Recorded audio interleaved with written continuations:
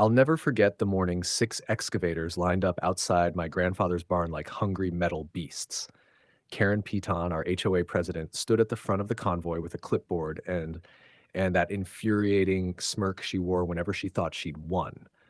The demolition crew was already unloading their equipment when a black SUV pulled up and changed everything. A woman in a crisp navy suit stepped out, federal badge gleaming in the morning sun.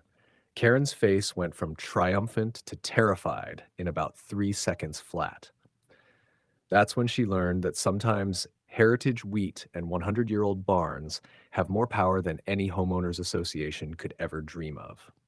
My name is Linda Morrison, and I'm a retired agronomist who made the mistake of thinking I could peacefully return to my family's land in Oakwood Heights.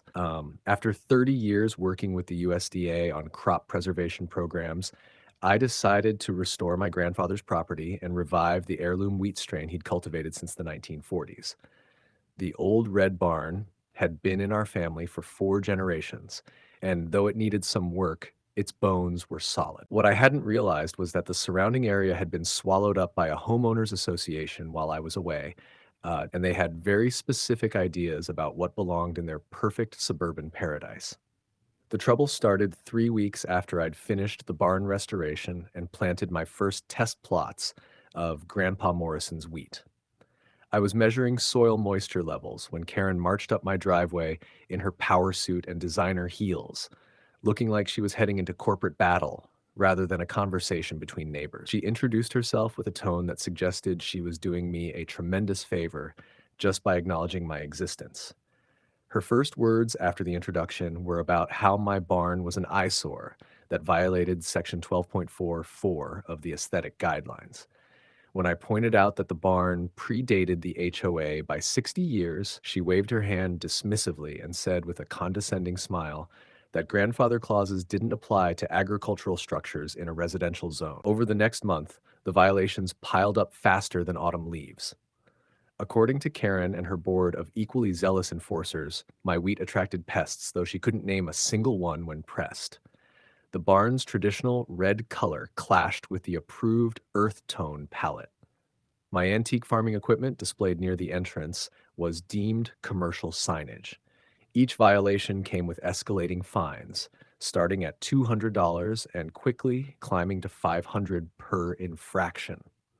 I tried explaining at the monthly HOA meeting that this wasn't just any wheat, that it was part of an important preservation effort, but Karen cut me off mid-sentence with her gavel, declaring that personal hobbies didn't override community standards. The situation escalated when I received a certified letter containing a formal demolition notice.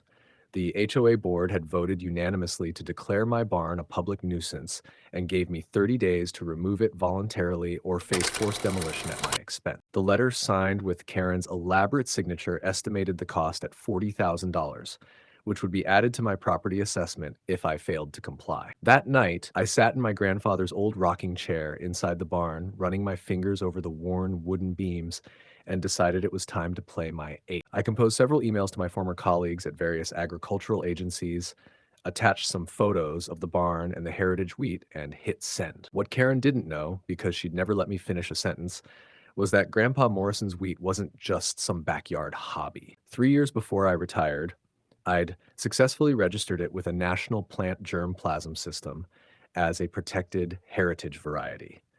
The strain, officially designated as Morrison Red Winter Wheat, was one of only 12 varieties preserved from the Dust Bowl era that showed remarkable drought resistance. My barn didn't just store farming equipment. It housed seed samples, climate-controlled storage units, and research documentation that made it an official satellite facility for the Federal Seed Preservation Program. Every single thing Karen wanted to destroy was protected under the Plant Variety Protection Act and several agricultural preservations. The morning of the scheduled demolition arrived with Karen practically vibrating with excitement. She'd brought what looked like half the neighborhood to witness her triumph, along with a professional photographer she'd hired to document the historic removal of what she called a blight on our. The demolition crew had barely started their engines when 3 black SUVs pulled up in perfect formation. Out stepped Special Agent Rachel Torres from the USDA's Office of Inspector General, flanked by representatives from the Agricultural Research Service and 2 lawyers from the Department of Justice. Agent Torres walked straight past the stunned demolition crew and handed Karen a cease and desist order that made her clipboard shake in her hand. The next hour was the most satisfying 60 minutes of my life. Agent Torres explained in exquisite detail how the HOA had been threatening to destroy federal property. She cited statute after statute, each one making Karen's face grow paler. The Morrison barn was not just protected, it was designated as a heritage agricultural site under a program most people didn't even know existed. The wheat growing in my fields wasn't attracting pests. It was being monitored by university researchers studying sustainable farming practices. Every fine the HOA had levied was not only invalid, but potentially constituted harassment of a federal program participant.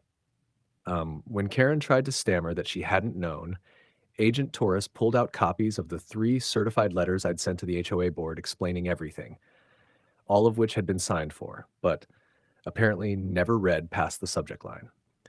The demolition crew packed up and left without touching a single board.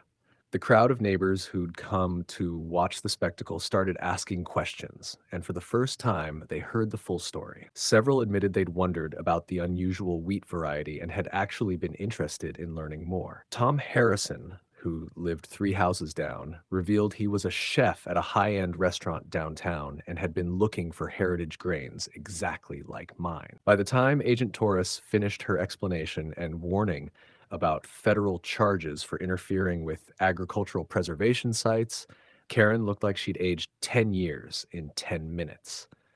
The emergency HOA meeting that night was standing room only.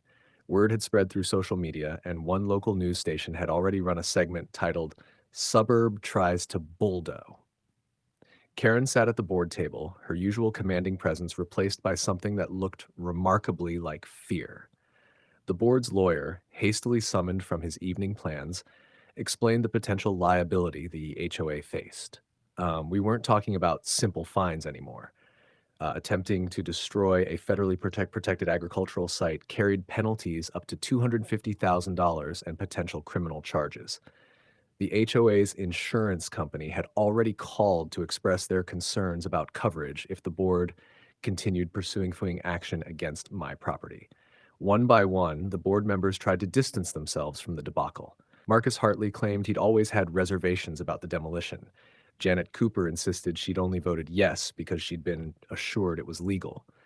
But the meeting minutes, which I'd requested copies of, showed unanimous enthusiasm for what they'd called Operation Barn Removal. The crowd grew increasingly hostile as more details emerged. Property values, the holy grail of HOA existence, were now at risk because of the negative publicity. 3 homeowners announced they were considering legal action against the board for misuse of HOA funds in pursuing an illegal demolition. When the motion came to remove the current board members, it passed by a landslide. Karen's gavel was taken from her hand mid-protest, and she was escorted from the president's chair by the very security guard she'd hired to intimidate residents at previous meetings. As she gathered her things, her hands shaking with rage and humiliation, she turned to me and hissed that this wasn't over. That's when Agent Torres, who'd stayed to observe the meeting, stepped forward and handed Karen one final document. It was a personal fine of $50,000 for knowingly attempting to interfere with a federal agricultural program after receiving written notice. But that wasn't all. The local news crew, who'd been filming the meeting, caught Agent Torres explaining that the investigation had uncovered something else. Karen had been using HOA funds to hire a private investigator to find building code violations on properties she'd personally disliked. She'd also been accepting kickbacks from the demolition company, promising them exclusive contracts for any HOA. These weren't just HOA violations anymore. They were federal crimes involving mail fraud and conspiracy. The FBI would be taking over that portion of the investigation, and Karen was looking at potential criminal charges that could result in up to 5 years in federal prison. Karen's face went white as she read the paper, then turned an alarming shade of purple as the full implications hit her. Her professional reputation as a real estate attorney was about to be destroyed. The state bar would certainly investigate, and her license to practice law would likely be suspended pending the federal investigation.